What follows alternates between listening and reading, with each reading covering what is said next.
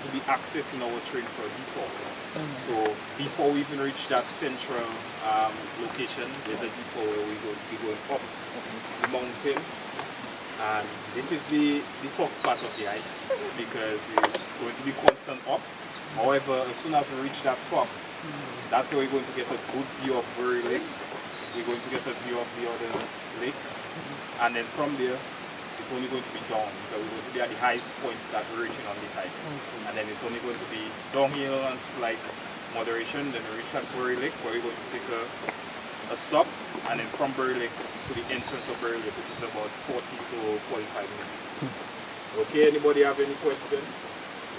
So is Bury Lake part of the Trinity Lake? No, there are 3 others.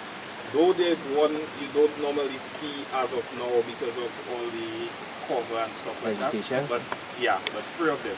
Okay. Besides Bury Lake. Bury Lake not part of it. Bury Lake is the big lake beyond them. Okay. Yeah. The feet from, so when Bury Lake overflows, it's to those 3. Okay. Yeah. Okay, so are we going to organize it? I'm going to be Nigel, I'm going to be your front man, Shannon going to be in the center, and then we're going to have Kote as your last man. Everybody can see him? I want to be behind you. Okay? Yeah, so let's get lively up, let's do the chant a bit. Next level! Next level! Let's see the body pumping.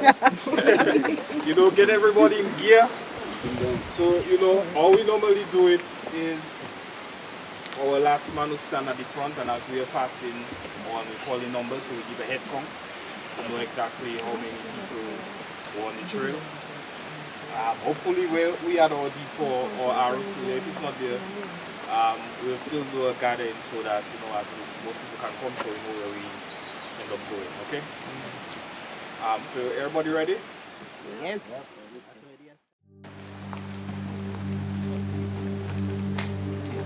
I know.